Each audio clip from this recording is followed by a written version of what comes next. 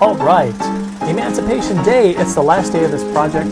I am so happy these cabinets are pretty much all finished. They're all stained up. If you remember from the before picture, here's everything in cartoon form. Everything as its letter, everything was taken off, all the hardware was done to put back on, and so now it's all put back on, it's all been sanded down, and here's what it looks like coming into this dining room. Take a look at that ceiling, by the way. That's the grid I told you about.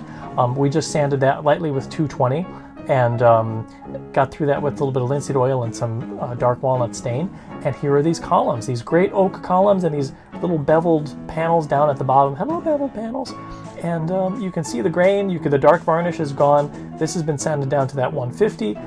Put a final sand to 220 on there, and a little bit of chestnut stain, a little bit of, I think, not red oak, but a little bit of walnut or something. So the grain is showing up. We still need a protective layer on top of this, some kind of a varnish or a lacquer or something, because it's going to be a rental unit.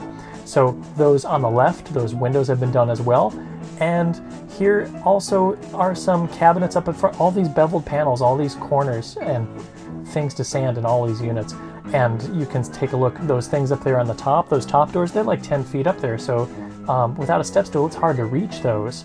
I replaced some oak flooring over these things, and I'm really super high right now from all the fumes from all the stain.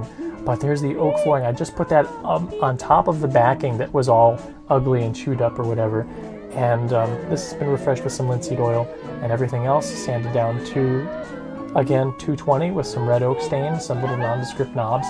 It's a little patchworky, but we'll go in and we'll darken up what needs to be darkened up. Those drawers now have slides that pretty much get them all the way there. They still will fall out if you take them too far. Oh man, it's whew. Just to take a breath is kind of nice. But yeah, all those corners have been sanded down, everything's beveled, it's nice and smooth, it's nice to the touch. Everyone's names have been, who's been carved in there, Joni Love, whatever, it's all out of there. And my sanding fingers are like, I bleed every time I touch something, but it's worth it for you. Check in these corners here. There's molding in here. That was so much fun to sand. See, I'm bleeding right now because there's no skin left on my fingers.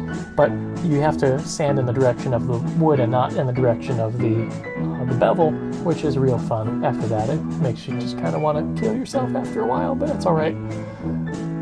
Anyway, here it is.